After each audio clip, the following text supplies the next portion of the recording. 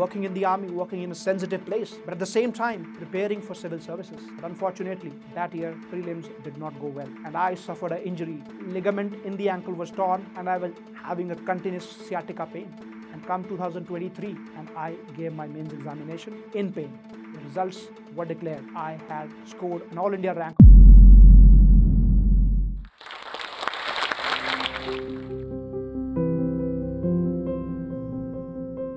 Jai Hind. My name is Major Abhinandan Singh and I am a veteran of the Indian Army. And after having served close to a decade in the Indian Army, I have cleared UPSC 2022. I basically belong to a place called Akhnur, a small town in Jammu, and my village is a small village named Nerdibala in Akhnur. My story begins in the year 1997 when my parents, my mom and dad with their kids, decided to move from their ancestral home to the small town of Akhnur with only one aim in mind: a better education for their kids, a better future for their kids. With bare minimum resources, with minimal support, we started living in a rented accommodation. My dad borrowed rupees 5,000 from somebody and we started building our home. And with a two-room flat, two-room house, we shifted to our new house, and that is where my educational journey began. The target of my parents was always clear: to nurture and make their children dedicated, proud, and inspired citizens of this great country, and with a heart that has nothing but service of the country in its bosom. So, my education has broadly been focused upon building myself as an instrument of change, as an instrument of impact, and as an instrument to serve the country. My father gave an attempt at the civil services examination himself in 1997, but unfortunately, he could not clear the mains. And thereafter, due to certain health issues, he never appeared again. That day, or that year, I would say, a dream he had was unfulfilled. My education continued, and I was always interested in sports, cricket and basketball to be particular. I was into the under-19 state cricket team. I played basketball extensively for good 10 to 15 years. And when I finished my schooling, I joined the government engineering college to begin my BTech. And as far as the difficulties while studying in the college, while doing my degree, was the main with respect to the commutation going to the college, because the college was located in a remote area and the connectivity, the public transport was not easily available. And as far as our family was concerned, we hardly had any motor vehicle. So you would be amazed that I have traveled on almost all possible vehicles that could move on that road, right from a tanga to a tractor to a trolley to the bikes of my teachers, of my friends, and also to some really fancy cars of my teachers. So the aim of telling you is that life will give you different things and different circumstances. The aim is to evolve and become better. I never felt bad for not having the transport as others had, because I knew that if I struggle in this phase of life, the future is going to be bright, the future is going to be beautiful. In the pre-final year of my college, in a university entry scheme, a team of army officers came to the college to conduct interviews. I just went there with no preparation, because I have always believed that personality tests and interviews do not need immediate preparation. They are the results of a long preparation over a period of time. Schooling, college, all that makes a good preparation. So I was selected for the SSB. I went to the SSB in 19 SSB Allahabad, and I was selected in the army. Simultaneously, I also gave an exam of the Air Force, which is the FCAT, and luckily, I also got through. I appeared for the SSB and I cleared the SSB as well. So there was a paradoxical situation. I had two options: either to join the Air Force or to join the army. And I joined what I perceived to be a more challenging, a more enriching experience. 2014, I finished with the graduation, and just 1 month from the end of my graduation, I was there in the Indian Military Academy to begin my 1-year-long training. The first thing that we learned was the Chetwood Credo, The name is derived from the General Chetwood. It goes like this. It is a credo, it is a principle. The safety, welfare, and the comfort of your country comes first, always and every time. Then comes the safety, welfare, and comfort of the men you command, your troops. And finally, your own ease, comfort, and welfare comes last and every time. So, what do we learn out of it? That nation comes first, always and every time. It is not you who come first. We have to think about the nation first and the foremost. Once we have thought about the nation, then our duty is to ensure that people who are under us, they are motivated, they are taken care of. And finally, your own comforts will always have to take the back seats. And the second most important thing that we learned in the army is to push your limits, to push your bounds beyond everything you can imagine. Because your body and your mind can take almost everything. Whatever does not kill you only strengthens you.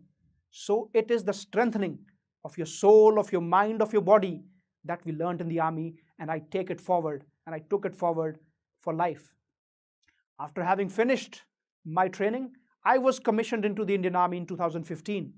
My first posting was in a remote place called Tezpur in Assam, as I was already involved in a lot of physical sports and activities. So I enjoyed my first tenure thoroughly. I learned how the army works, how the army functions. I was posted in a corps headquarters. And simultaneously, I played a lot. I won a lot of trophies for my unit. But by the end of the first unit, I was supposed to undergo a mandatory training called Young Officers Course. It happened in Mau. Something was about to happen that was to change the course of my life entirely. In this training course, in one of the basketball games only, basketball has always been my love. And in one of the semi-final games, an opposition player fell onto me and I suffered an injury which was to impact the course of the rest of my life. It was bad injury. I did not realize it then, but over a period of time, it got bad. My spine, my disc had a bulge in it. I had a spine issue. My ligament in the ankle was torn and I was having a continuous sciatica pain. And all this while, I got posted to a new unit, Amritsar, where I continued to work. I was motivated to work, but my injury made me limited in my scope. I did the office work, but I could not participate with my men. I could not play, I could not run. Even sitting in the office, I needed a support. So the times were really tough. Times were really bad. But all this while, my soul was intact. My courage, my conviction was intact. Though there was darkness around, though I had a battered back, though I had a torn ligament, but my spirit was intact. My spirit was alive. And that is when I again looked at that quote of Robert Frost, two roads diverged by the wood, and I chose the one less traveled by. So I decided to switch from a well-decorated career in the Indian Army to civil services. But again, there were challenges. Two of them primarily. First, I was a permanent commissioned officer in the Indian Army. A permanent commissioned officer has a terms of service of 20 years. I could not have easily left before 20 years. And the second thing, I was preparing for something whose success rate was only 1% or even less than that. Civil service is one of the toughest exams in India. But I've always believed that if you want something passionately, if you're ready to sacrifice and go to any extent for that cause, the universe will conspire. The universe will give it to you. So in 2019, from the Amritsar, I was posted to a place called Jodhpur in Rajasthan. I was expecting a unit where I would not have to move much because of my injury, but God had certain other plans. The unit I was posted to required me to move quite frequently. In fact, you will be amazed. I had two bags always ready, one filled with my books and the other filled with my uniform. I had to move from Jodhpur to Srinagar. Srinagar, that time was winters, peak winters. It was heavy snowfall that time, and it had an impact on my back, but I remained focused. After that, I was sent to Pune From Pune, I was sent to Fazilka, from Fazilka to Firozpur and to Samba. So I kept moving. In the span of 2.5 years to 3 years, I moved more than 50 times. But the goal was always clear, that I had to do justice to the uniform I am wearing and to do justice to the goal I have chosen for myself. So in 2021, I filed for resignation from the service owing to my medical health. But it was not going to be an easy ride, because leaving the army for a permanent commissioned officer is, again, the chances of success are even less than qualifying a UPSC, less than 0.01%. Nobody leaves you. But I shot in the dark and applied for resignation. In the same year, I appeared for the UPSC preliminary examination. But unfortunately, that year, prelims did not go well. The general studies I did well. In fact, when the results came out, I had qualified that. But I missed my CSAT by a minute 0.8 marks. Just one question. But it costed me an entire year. But the universe was always with me. The universe wanted me to succeed. And so this process of resignation by some divine intervention got delayed by 6 months due to COVID. Some certificates had to come, which took a long 6 months from the CDA to come. And by the time I was ready for my second attempt in 2022, I worked hard. I did justice to my work. Here I would like to focus that I never compromised on my official task.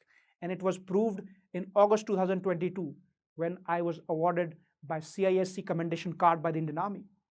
It was an appreciation of the work that I had done for last 2 years along the Indo-Pakistan border in Samba and Kathua.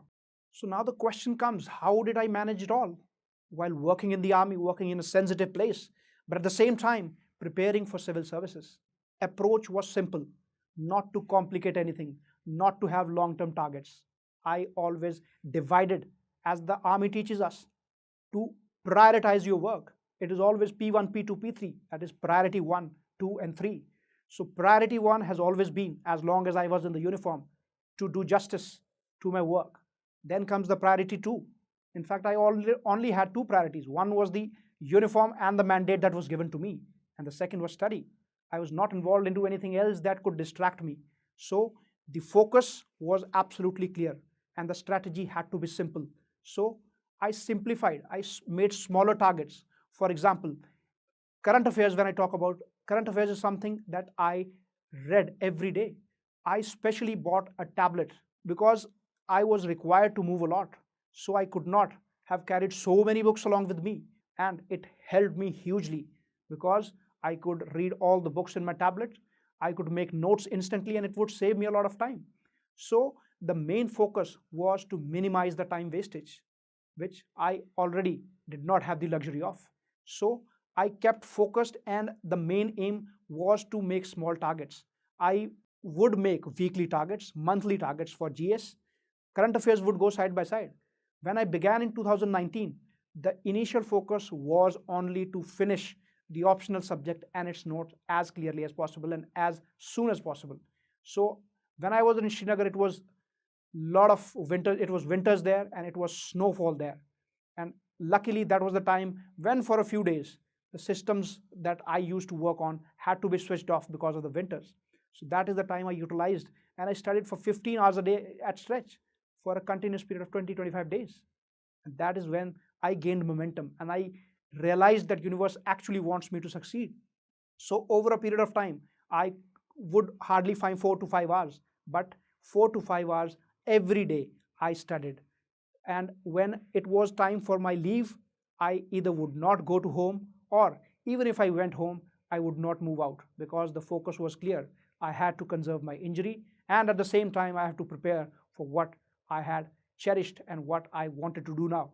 So this approach continued, and there was hardly a day when I did not study. Even I was moving. My work involved a lot of movement on a daily basis also. I was required to travel 30-40 kilometers every day. But even on those days when I did not find much time, I made sure that at least an hour or 2 hours I would study. Because as they say in Hindi, boond boond se sagar banta hai. A drop, that's what makes an ocean when clubbed together. So that was the approach, not to take pressure that how would I be able to complete the syllabus. The aim was to simplify. The aim was to keep it as simple as possible. And all this while, there was one thing that kept me going, the fire within me. And that was owing to the upbringing my parents had given me and to what the army had taught me. Come 2022, it was time that the dream that my dad saw in the year 1997 was about to be materialized. It was not just my dream now, it was a dream of the entire family because dad had dreamt it long back, maybe some 25 years back. So the preliminary results came. I had somehow cracked it. And luckily, or coincidentally, as you would say, the universe gave me another gift. My resignation application had been approved. So the universe was conspiring with me all along. But there was another challenge. I had hardly 75 to 80 days to prepare for the mains.